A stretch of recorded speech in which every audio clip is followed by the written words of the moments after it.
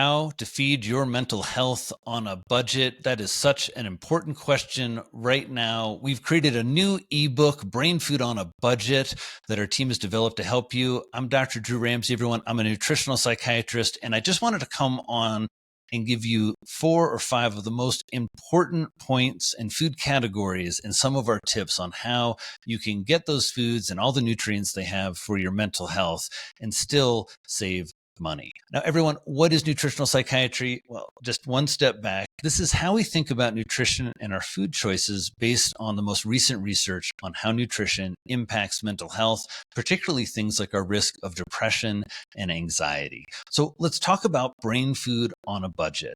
Now, my version of nutritional psychiatry, we talk about food categories. So it's not just trying to get you to eat more kale and more wild salmon, but what do those food categories represent? So I have a little rhyme to just help you think about your next meal and nutritional psychiatry. Seafood, greens, nuts and beans, and a little dark chocolate, rainbow celebrations. Don't forget the fermentations.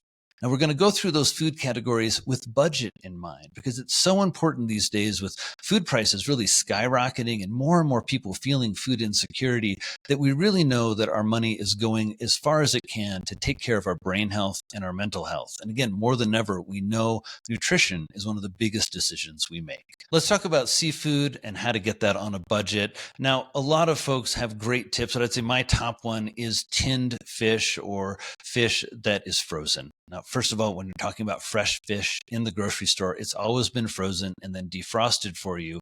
You can skip that step, save some money, get a few pounds of something like wild salmon, keep it in the freezer. It's always really great, quick meal, and you don't have to worry about freshness. My favorite tip, though, is tinned fish, because in nutritional psychiatry, we're really looking for those fish that have a lot of omega-3 fats, but we don't need to worry as much about things like mercury or microplastics. And we do that by finding smaller, younger fish.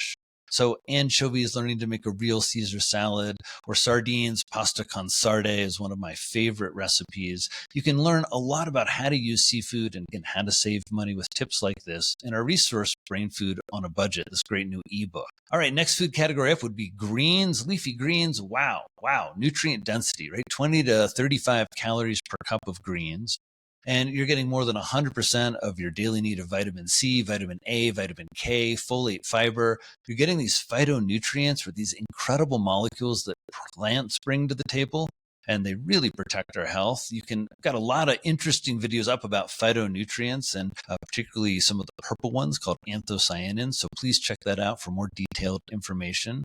And leafy greens are also always bringing fiber. And anytime we're eating for our mental health, we're thinking about fiber because most people aren't getting enough fiber, and that helps feed our microbiome. Again, lots of information I've got about the microbiome up on my website and the new exciting science of how that impacts your mental health. How do you save money on greens? So farmers markets are a great place to get good value. I really like frozen greens and frozen vegetables, things like frozen broccoli, frozen kale.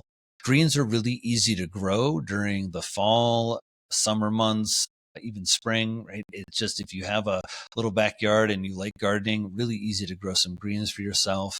So those are some of the tips that I have for leafy greens. Again, great food category, usually very inexpensive, very filling. Seafood, greens, nuts, and beans. Let's talk about nuts and beans. These are one of my favorite food categories when you're on a budget because they just bring so much nutrition to the table. The fats, let's go with nuts first. The fats in nuts, great, same fat as olive oil, lots and lots of minerals, things like magnesium, and then some special nutrients like vitamin E and almonds. What all this means is I want you looking for unsalted, unroasted nuts, called raw nuts. And the reason for that is, one, the salt always just keeps you eating more nuts, and nuts are a more high calorie food, so we want to be judicious with their use.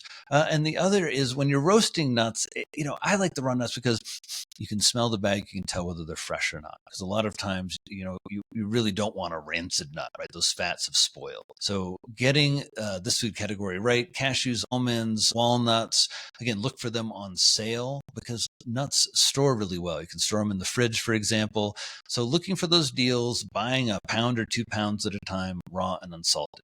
Those are my ideas for nuts.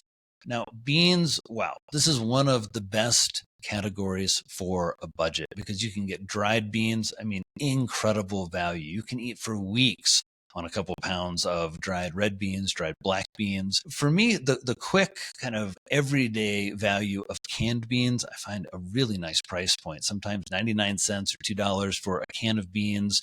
This adds protein, it adds fiber, it adds all these great phytonutrients, whether you've got the purple ones in black beans or another great tip, all the potassium in white beans. So again, this idea is you're seeing different types of beans, different types of nuts, getting that diversity in plants in our diet, really huge for your mental health. And again, a great way to think about your budget, because it allows you to kind of look in the grocery store and get some of these bulk items that are on sale.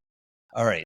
Those are some ideas for nuts and beans. A little dark chocolate. It's more than a tasty treat. Dark chocolate is a plant-based food. It comes from cacao. It's fermented. It has magnesium, iron, and fiber.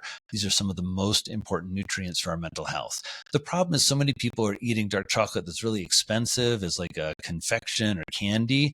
And as opposed to really looking for that value in, you want a high cacao content. If you're getting a dark chocolate bar, like 70% plus, you want to look for a brand that is saying they don't have lead or cadmium. There's a big concern about that.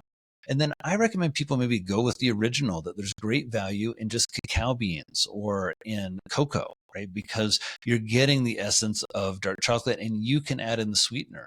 A lot of times in my home for dark chocolate and chocolate-based things, we're using a little cocoa powder or cacao nibs, and we're using a banana as a sweetener. So again, great value that you can find in not buying the candy, buying the expensive chocolate bars, but looking and kind of making your own dark chocolate by combining cacao with a sweetener of choice. Rainbow celebrations. What do we mean? Look at your plate. I want to see an art project. I want to see all kinds of different colors, reds and purples and yellows. Why? Because different colors mean different phytonutrients. I've got lots of great information on my website about phytonutrients and why colorful plants are so important for your mental health.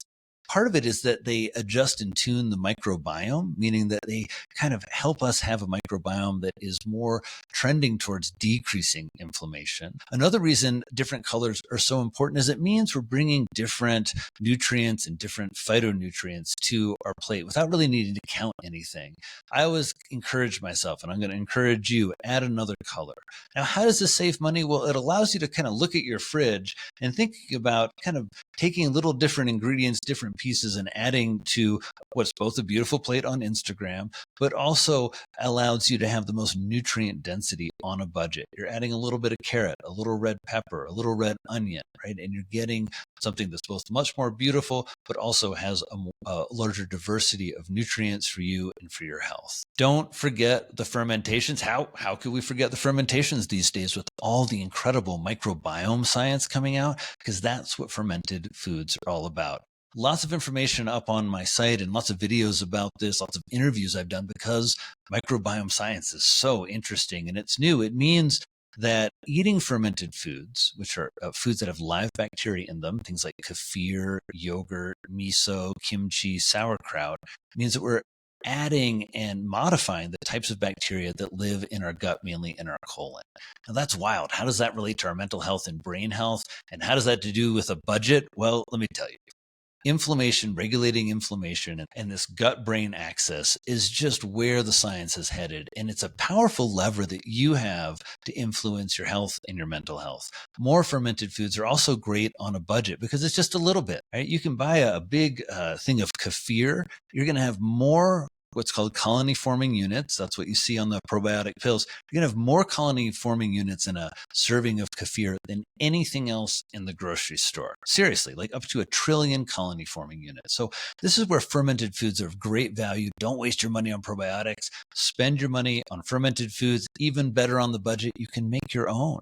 Right? To make sauerkraut, all you need is salt, a cabbage, and a jar, and a little instruction. So again, fermented foods. And last point on those, we have always had fermented foods because it's the original way we preserved foods. So this is really one of the original health foods. Try to get more fermented foods in your diet. Thanks so much for watching, everybody. Those are some ideas on how to get more nutrition on a budget. It's really important. Food security is one of those things that's actually just critical to your mental health. Getting nutrient density these days and having your food dollar really work for you to feed your mental health. That's what we're all about in nutritional psychiatry. If you like this video, please share it with someone who maybe needs a little help with their budget, their food, and their mental health. Please subscribe for our free newsletter. It comes out every Friday to help you keep taking care of your mental health and building your mental fitness. I'm Dr. Drew Ramsey, everybody. Great to see you. I'll see you in the next video.